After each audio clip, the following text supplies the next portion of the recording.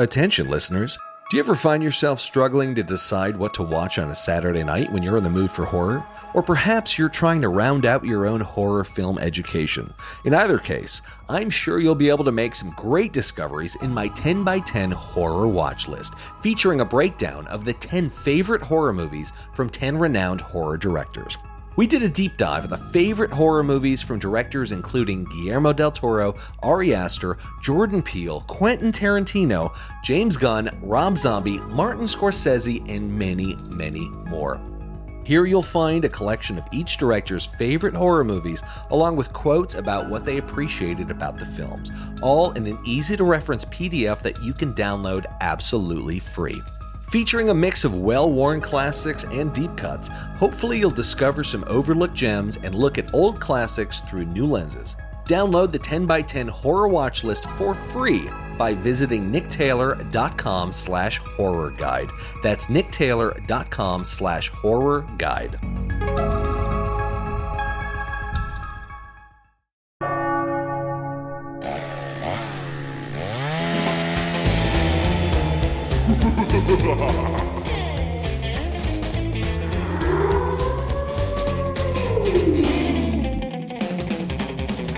Welcome back to the Nick Taylor Horror Show.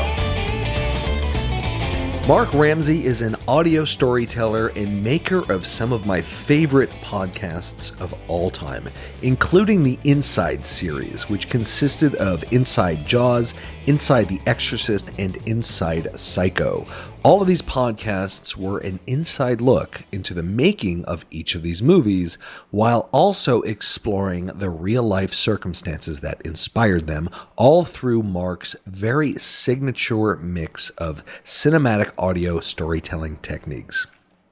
If you had not listened to the Inside series yet, do yourself a favor and download them all. They are a treat for any horror or cinema fan. In collaboration with his partner and sound designer, Jeff Schmidt, Mark's specialty has become making memorable, compelling, and revolutionary audio experiences that thrill, inspire, make you smile, make you gasp, and touch your heart. Mark's latest creation is Dark Sanctum, a spine-tingling 7-episode limited series showcasing multiple stories about things that go bump in the night. Inspired by TV classics like The Twilight Zone and Tales from the Crypt, Dark Sanctum blends captivating audio storytelling with Mark's signature chilling audio and sound design in Dolby Atmos to transport listeners through a twisted and memorable audio thrill ride. I listened to every episode of Dark Sanctum and enjoyed every single one of them. I'm a big fan of Mark's work, and this new series is really cool and really exciting. We dive deep into this, Mark's history, and what he has in store for us next. In any case, he is a good friend of mine and always a very fun and exciting guy to talk to. Please give it up for Mr. Mark Ramsey. Mark Ramsey in the house. How are you? I am great. It's so good to be with you, Nick. It's been a long time. I know. 4 years since we did our last Dread Central interview, which is kind of insane. I was 16 at the time. Yeah, you look good for 20, that's for sure. Yeah, it was coming off of Inside Jaws, which may have been my favorite of the Inside horror series, or like the initial Inside one. I mean, that one was pretty. It's special. interesting. That's my sentimental favorite as well. It's not the most popular. The most popular is Inside the Exorcist by a fair margin. Interesting. But Jaws is kind of a runner-up. But it is, I think, a more mature show and the most rounded show. Right. Yeah, because you kind of got your reps in with the first two, which I really loved too. Inside the Exorcist was great, and Inside Psycho. And I learned not to listen to them in the gym because there's a lot of jump scares, and if you're holding a big weight above you, you don't want a jump scare. So yeah, just a testament to the power of audio to frighten. Yeah. I did get a note from somebody who said at the end of Inside the Exorcist, he just about drove off the road. Oh, wow. Which is, I don't want to be responsible for that, kind of. Yeah, you should listen in your own home with the best headphones you have. Not good while driving. Maybe I want to hear about him driving off the road. Let's be honest. That sounds like a Dark Sanctum episode. So yeah, I mean, there was my not so subtle segue. So Dark Sanctum is your new show, and it has launched. It has launched. Dark Sanctum launched mid-October. Okay. And they're all the episodes are out now. All the episodes are on Wondery Plus. The first one's available for free. The rest of them you can hear by doing a trial subscription, and you can binge them all in a matter of a few hours. Very nice. Yeah, and I have heard them, and they are wonderful. They're chilling. They're scary. The audioscapes are wonderful. Really, really immersive. And I feel like story-wise, there a lot of them. There's some scares, and a lot of them have an eeriness, but they're not all terrifying. You know, in other words, there's something almost Dickensian about a number of them, where there's this kind of like, you know, sense. One is abjectly Dickensian. Oh yeah, one of them is. I think there were a couple that I thought were that had that almost like O. Henry level of irony about, you know, the nature of life and death and appreciating life and all of that, which I thought was interesting. Can you talk about the story approach? Because these are chilling and scary, but they're not. You're not trying to be too scary. You're not trying too hard. You know. Well, there's so much we wanted to do in this, but the most important thing we wanted to do was create compelling stories that had a reason to exist. You know, a story without a theme kind of lacks a reason to exist. Something that was engaging and compelling, and you know, immersive is important, but it's funny we use that term for dramatic podcasts. We never use that term for film or television. So I'd like to sunset that term and just say, look, let's let that be the expectation, that you're going to feel like you're in the middle of it. It's got Dolby Atmos sound, so you literally feel like you're in the middle of it. But really the goal was to create compelling stories. Yeah. It was modeled on primarily things like the Twilight Zone, and shows that kind of have that anthology hosted scary character. Twilight Zone, after all, is more sci-fi, but this is more of a horror twist on that. And we wanted to create something that in some cases really challenged people to listen to the whole thing, because you can do things with audio that you can't do with any other medium. Yeah. And I deliberately wrote many of these to leverage that fact. There's an episode called Detour, which is about a guy who gets intercepted on his way racing home so he can give back money to the guy he stole it from before that guy kills his family. But he gets pulled to the side of the road and put in jail. And the entire episode is him on the phone trying desperately to rescue his family.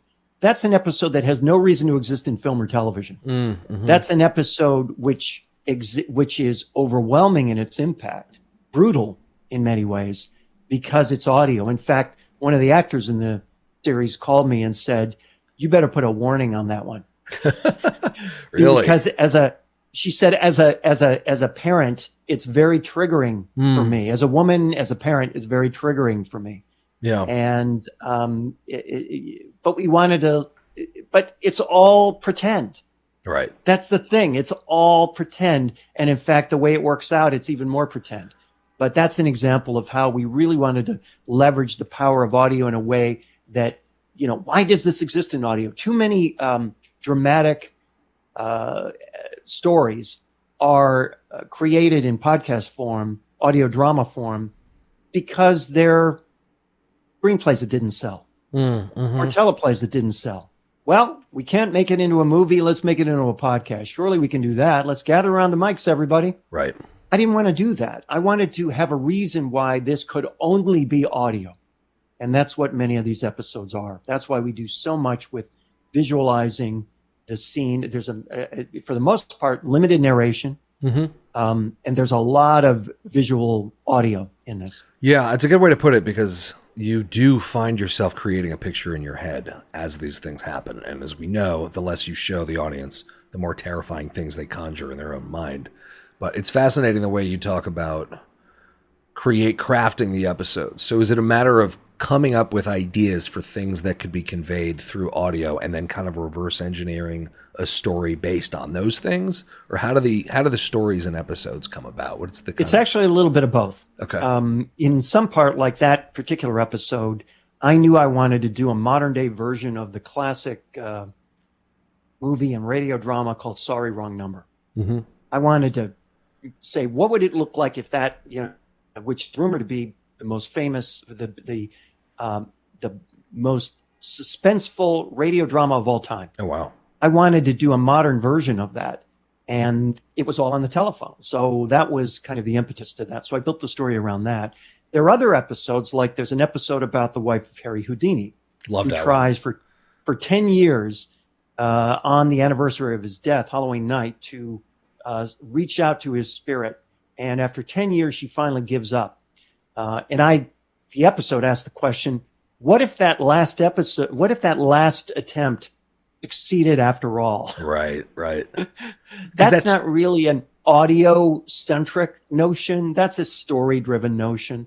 Another episode that does something like that is, what I call my Christmas Carol episode, which is kind of an abjectly sentimental and what my production partner called charming ghost story. Yep.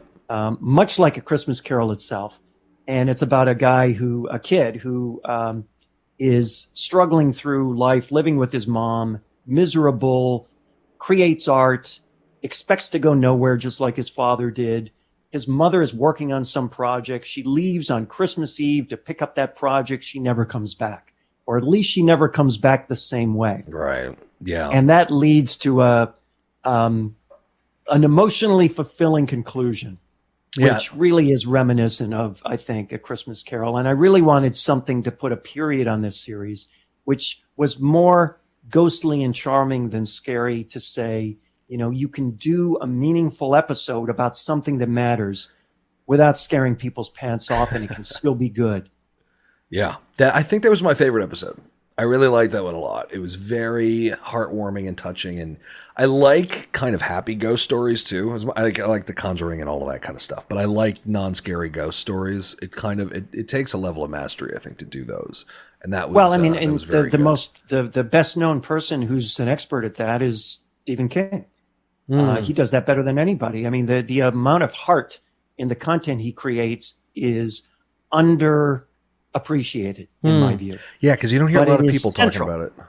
Right. No, but it's central to the effectiveness of his stories, that they're about real people, real characters that you care about, and about issues that you care about in many cases. Yeah. And yes, there's also something supernatural or scary or horrifying or whatever. But and Mike Flanagan, Midnight Mass is another great example of that. That just bowled me over. That was sensational. Series. Did you see Midnight Club? I haven't seen it yet, primarily because it's more young adult. And it's good, I've got to be in the right mood for that. Yeah, it's pretty edgy. It's like a little more than I think most 16-year-olds could or should handle. Like, it gets into some serious subject matter, very serious. And it doesn't shy away. I would imagine it's cathartic for a lot of younger people, but it's good. It's good. It's really, really good. I'll check it out. Yeah. But yeah, I mean, horror and heart, there's a real magic of it. Spielberg definitely did that with stuff like Jaws and when he worked with Tobe Hooper on Poltergeist. And I think the Conjuring movies did that too. You love the characters, you care about them, and you don't want them to get hurt. That makes it scarier. The Shining sequel, The Shining originally, even though it was kind of a cold movie, it was, even Mick Garris's TV redo of The Shining was incredibly deep. And that one was scripted by King. Right. So there's so much out there, so many lessons out there. And that's the thing. It's like, I don't want to be scary just for the sake of being scary. I want to be good as well as scary. And I want to draw you in. And somebody said to me, well, some of these aren't like the most terrifying stories in the world. And I said, some of them aren't built to be that way. Right. Do they all belong under that banner? Yes, I think they do, because a great scary story is a story that's more than scary. Yeah. Yeah, and I found with each episode, you do care about the characters. You really do. And I feel like the economy and the speed at which you're able to do that is interesting, because, I mean, the longest episode is like 22 minutes long. They're fairly short. Yeah. But I found myself really caring about the characters. And to be able to accomplish that through just audio alone, I thought was really interesting. So what was the approach to things like character development and getting people to care? Well, I wanted to start with direction. I wanted to start with having a reason why the episode exists. I'm really into that. I said, why does this episode exist? Why am I writing this episode this way? Why does this story matter to people? And then, wrap the characters around it and bring it to life. We were fortunate to work with some amazing actors on this. I couldn't be happier than to be able to work with Clive Stanton and Joy Lenz from One Tree Hill, and Michael O'Neill from Seabiscuit, and so many other things. Clive was in Vikings. And he's going to be in the morning show. Going to be in the morning show next season. They were just wonderful actors that really took this so seriously and brought it to life in a way that it's just uncommon. I hear way too much audio drama, quote unquote. Mm-hmm. And I hear, and I'm more often disappointed than not because it starts too slow, or because it moves too slow, or because it goes too long, or because the performances are amateurish, or because everyone seems to be exactly the same distance from the mic as I am from mine and you are from yours throughout the entire series. And it just leaves me cold. Yeah. Or there's some that are just have these long monologues that are just boring. Yep. And I think people say to me, well, this kind of podcast hasn't really had its serial moment, so to speak, with this one giant hit that comes out. No matter who creates it, hasn't had its serial moment. And I think the reason for that is that we don't listen to podcasts the way we watch movies and television. Yeah. We don't sit down on a couch, hit the button, and sit back with a bowl of popcorn and a beer. We are doing things. We are living life. We are in the car. We are taking kids places. We are running. We are at the gym. Yeah. Yes. So that's why for these episodes, one thing they have in common is that they're all short. Yeah. The shortest is about 11 minutes, and the longest, as you say, is about 22. Yeah. And that's a lovely sweet spot. If you can tell the whole story in that amount of time, and we move. The pace of these episodes, the pilot episode, in fact, which is called Requiem for a Traveler, about a guy on a plane who visualizes this plane crashing, and it changes his life, assuming that he's not on the plane when it crashes. That's what that one's about. That's the first episode. And that's one of the strongest episodes. And it just moves at light speed from the very beginning. It's 14 minutes long. And you would never guess it was that quick because it moves that fast. And that's, I think, the goal. Yeah. I think the ideal listening experience, and I did this for about 2 episodes. My fiance and I put it on the Sonos. We had a little popcorn and wine and just sat, listened. We would see each other's faces. It was in the Sonos, so it was everywhere. It was a cool, it felt like it harkened back to a simpler time. My father used to talk about how when he was young, he grew up in the 30s, 40s. When he was young, he and his family would gather around and watch the radio, as he used to say, but they would play all these kind of old teleplays, as they called them, like Orson Welles and stuff like that, and War of the Worlds and whatnot. But there was something cool about it. So, I recommend either listen to it on your best headphones or put it on your Sonos and listen to it, as you would watch a movie. Because of the Atmos 360 element, it is surround. So the strong recommendation is to use headphones or earbuds or something. Yeah. But I don't like to refer too much to the classic radio stuff because that's something that's just so unrelatable for today's listeners. But there are things from that era that hold up relatively well, and the things that hold up the best, it turns out, are the scariest things. And those things, because they exercise that one muscle we have between our ears, that is our ears, and it's not usually the primary muscle we use, let alone the exclusive muscle we use. And as I always like to say to people, turn down the volume on any scary movie, and all the fear goes out of it. Yeah. And it's that sound that makes that movie scary more often than not. Yeah. Yeah, I feel like sound design, I'm noticing it more and more in movies, and some of the scarier ones have very specific sound design. Like Smile had exceptional sound design. The score in that. It's funny you say that because I just saw that last night. Oh yeah? And yeah, it was very, very well done. And there was also a whole lot of visual, when you can use visual, you should use visual. Oh yeah. Everything scary shouldn't be a jump scare. The old refrigerator door opening and closing and there's somebody behind it. Right. Or the cat's primary job in those movies is to, jump out at a random moment and scare people. Yep. That's one kind of thing. But, real really kind of leveraging perception is what it is. And that's what Smile, I think, did so well. It really leveraged perception really well. And that's what we're doing with sound. Yep. At the same time in this project. And that's why I'm so excited because we really are, whether people realize it or not, I think, until they listen, and even if they listen, they may not realize it, we're breaking some new ground here, or at least ground that hasn't been broken in a long time. I mean, the kind of cliche dramatic devices of, intrepid reporter giving first-person account along with, lost recordings, which are revealed. I mean, I've heard it all before. We wanted to share some things you haven't heard before, and we wanted to just view it as a cinematic exercise rather than an audio-centric one. Yeah. And what I want to talk about is the kind of mastery of dimensionalizing audio.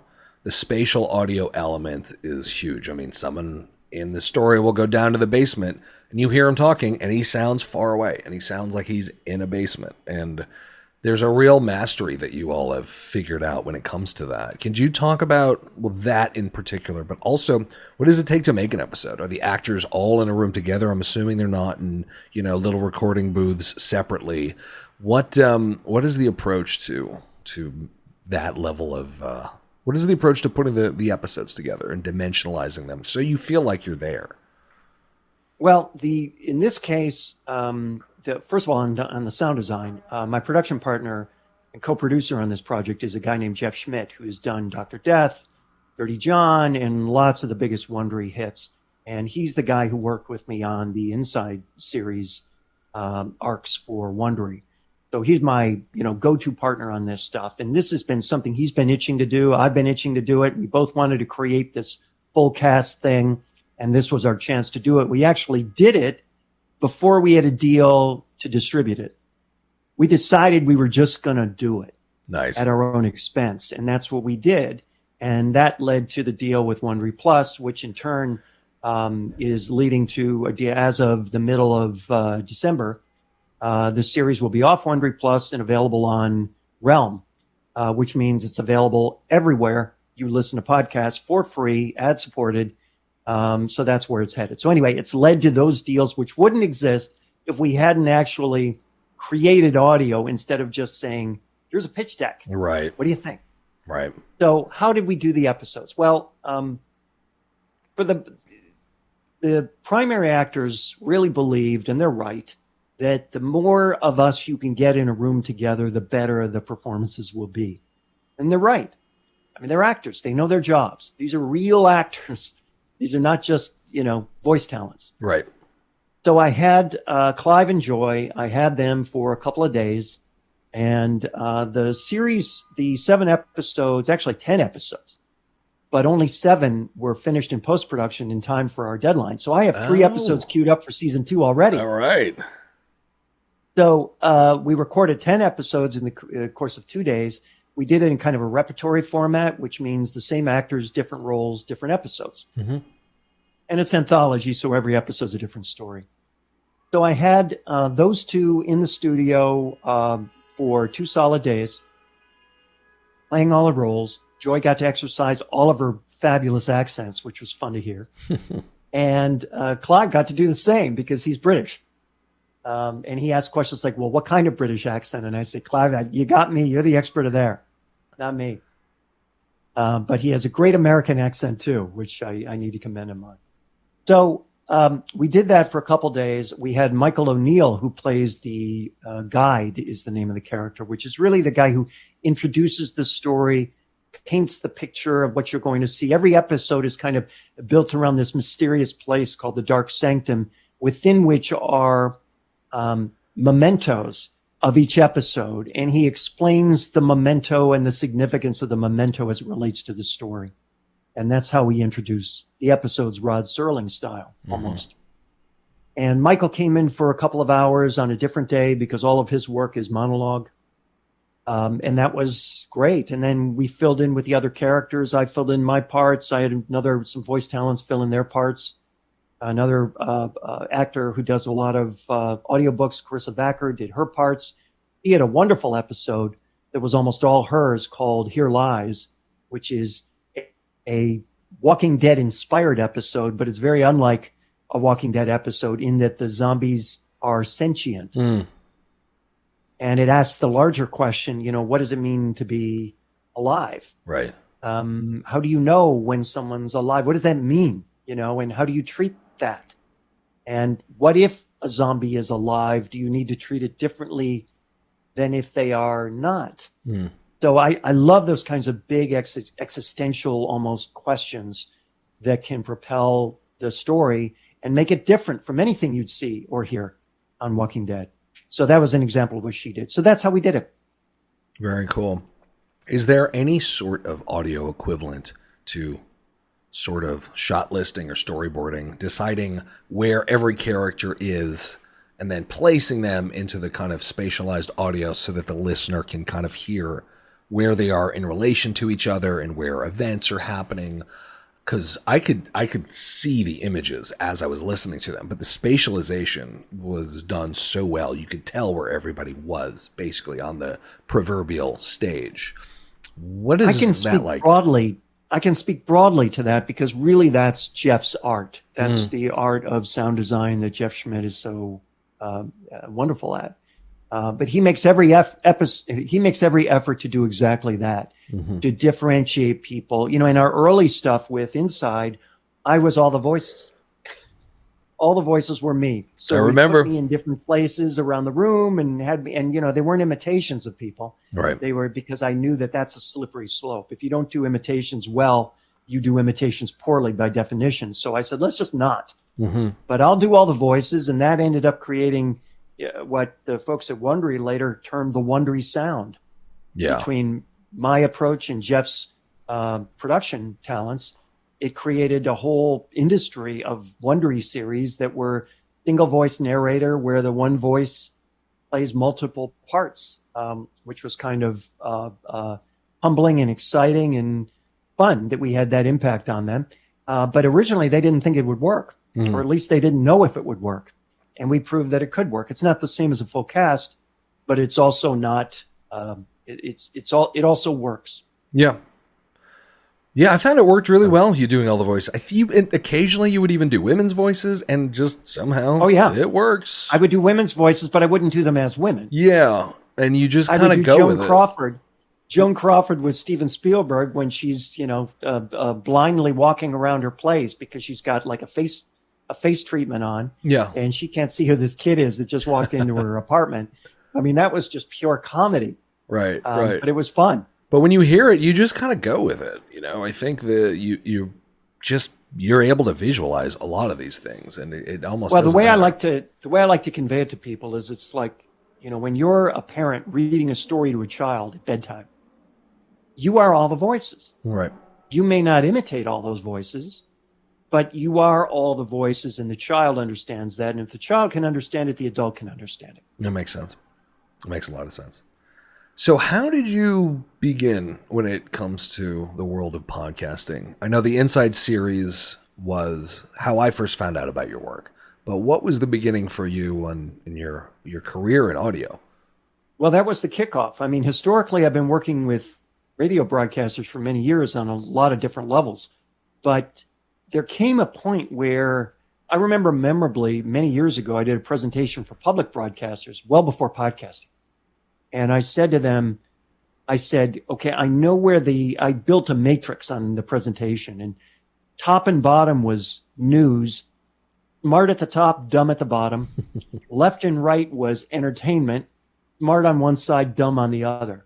And I said, okay, who does all this content? I said, smart news, that's you, public radio. Dumb news, that's commercial radio. Dumb entertainment, that's commercial radio. Morning shows. Yep. Smart entertainment. I said, where is that audio? Who's creating smart entertainment? Interesting. Because on public radio at the time, there was virtually none. I mean, there was Wait, Don't Tell Me, if that's your cup of tea. Other than that, there was none. And there certainly was none on commercial radio. But where is this stuff? And fast forward to an era when all of a sudden, serial happens, and then true crime happens, and then podcasting happens, and then podcasting booms, and now there's all different kinds of flavors of podcasting. Before you know it, wow, now we have, Welcome to Night Vale. Now we have lore. Now we have all this entertainment-oriented stuff. But Inside was really early in that cycle. I wanted to pick partners that understood what we were trying to do, which was audio for the rest of us. Okay. Audio for people who like to laugh, like to cry, like to be entertained, not just news audio. And Wondery, because those guys came from the studios, they understood that world. And I remember going to their office on Sunset early on when they had, half a dozen people working for Wondery, and the whiteboard with about 5 shows on it. It was this huge whiteboard, and they had like 5 shows in the upper right-hand corner. And that was what they had. And I said, here's the idea. Here's the pitch. It's about a movie everyone knows, and it's the stories told in a way that's compelling and vivid and richly sound designed in a way that you don't hear anywhere. You weren't hearing it on true crime at that time, although there wasn't much true crime. You weren't hearing it at all. Some of it unaudible, arguably, but that was, a different world. That was an audiobook world. And on the basis of, so I wrote something, I recorded something, Jeff produced it on the basis of a 5-minute teaser, which was really the first 5 minutes to Inside Psycho. We sold the project to Wondery. Nice. And Inside Psycho led to Inside Exorcist, because we were in this kind of horror spot. And that led to Inside Jaws, because I knew we could be bigger than horror. And that led to Inside Star Wars. And in between, we did a deal with Coca-Cola, because they are the primary sponsors of the RED campaign to eliminate AIDS in Africa. And they bought a 2-episode series on the movie Philadelphia in celebration of its 25th anniversary. Yep, I remember hearing that. So we created this thing that had, elements of RED in Africa and the backstory of the movie Philadelphia told in 2 episodes. And when the folks at Sony, whose movie it was, found out that we had done this, they were very upset. And they said, well, you're going to need to get the approval of Jonathan Demme's widow, and, a couple of no-name actors named Denzel Washington and Tom Hanks. Other than that, no problem. Whoa. So we went out to Jonathan Demme's widow, Jonathan Demme, the director of the movie. We went out to Ron Neiswaner, who wrote it. We went out to Denzel. We went out to Tom. And we got a green light from all 4. Wow. That's great. And which is really amazing. Because I was literally doing I was doing dialogue as Denzel. I was doing dialogue as Tom. Yeah.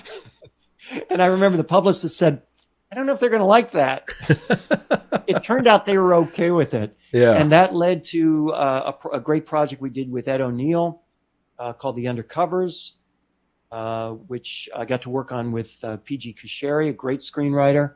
And that led to Aftershock that we did last year with David Harbour and Jeffrey Dean Morgan, written and directed and starring Sarah Wayne Callies, and a bunch of other wonderful actors. It was just a dream come true. And that brought us to Dark Sanctum. Very cool. And where does Fade In fit into the picture? All right. Well, Fade In is a spin-off of Inside. Inside has basically completed its run at Wondery. And I wanted to create a spin-off of that would be of interest to someone. So we shrunk it a little bit down to 4 episodes. And we said, these 4 episodes are all going to be about the making of some of your favorite entertainment. And we produced a pilot. We sold it to KCRW, which is one of LA's premier radio stations. I don't think this is public knowledge yet, by the way, so don't tell anybody. Oh, is this off the record? Do I need to edit this? No, it's not off the record, but it's on the record. But, I'm waiting for them to announce it. And since they haven't yet, I'll tell you. So we have a deal with KCRW to launch it in the spring of next year. And it's Fade In Quentin Tarantino and the story of Pulp Fiction. So I'm very excited about that. I've got more recording to do on that next week, and that'll launch in the spring. And then after that, we have a deal that we're close to signing right now, which would involve a full cast version of A Christmas Carol. Oh, wow. For next year. So, yeah, we're busy. Very, very cool. Yeah, I feel like just with podcasts, audio is in such an interesting time where there's shows like yours that are very, very cinematic. And then there's just regular podcasts like mine that you can listen to while you're multitasking. But there's this whole found audiences now that everybody has earbuds. And I mean, what else do you think the future of audio holds in terms of possibilities? Well, I think for one thing, that not enough has happened. There haven't been enough comedy experiments, for one thing. There are a lot of comedian-driven shows, right, which are essentially morning shows with named talent done once a week. So that's not so new. But scripted comedy shows, I'd like to hear more of that. I think that game shows. Interesting. Where the heck are game shows? Right. I'd love to hear some game shows that create more opportunities for listener interaction. That's the third thing. Where are the series that really invite kind of a vibrant audience to be a participant as opposed to just a passive recipient? Mm-hmm. Those are kind of the three things I think we're likely to get more of. I must say though, I'm thrilled that we were able to create and produce Sanctum because it literally broke every rule we were told not to break. We were told by the people who deal with these distributors all the time, no scripted audio, no full cast production, no anthology, no horror, no short form, no limited series. Wow. Because the distributors don't want that. You did them all. So we did all of that. We did all of that in one, and we sold the project. And I couldn't be more happy that we pursued. And I think the lesson of that is that if you really believe in something, don't let anybody dissuade you. Yeah. I mean, you know, because there's a difference, as I like to say, between quality and taste. You can say you don't like Smile, but you can't say it's not well made. Yeah, for sure. Right? And I think that's a distinction that's lost on people. And we really wanted to make something that was qualitatively strong, that was something we could be artistically and aesthetically proud of. Whether it found as big an audience as something else, you know, certainly on a subscription platform like Wondery Plus, it's never going to reach the scale that the Inside series did, which were available for free. But now that we're moving platforms, we have that potential to blossom. And we're looking forward to that as an opportunity. And plus, we have an option on a second season with Wondery Plus. And as I say, we've got 3 great episodes already mostly made. Very cool. One of which is a Twin Towers episode. Oh, wow. Which will be interesting. A time travel Twin Towers episode. Oof. By the way, I am shocked that nobody's done a time travel Twin Towers something yet. Yeah. Yeah. So there you go. Don't write it. Don't make it. Wait until it comes out on Dark Sanctum, please. That's awesome. Well, Mark, sounds like a really exciting time. I mean, I feel like you answered my last question, which is what's next for you? Yeah, that's all that's coming next. That's all that's coming next.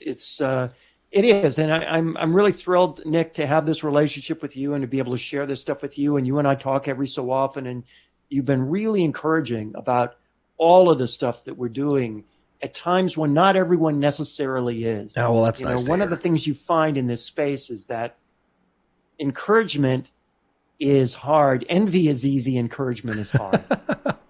And, you know, success isn't necessarily having the most popular show. I mean, the days of, you know, the Inside series all made it to top 10 Apple Podcasts.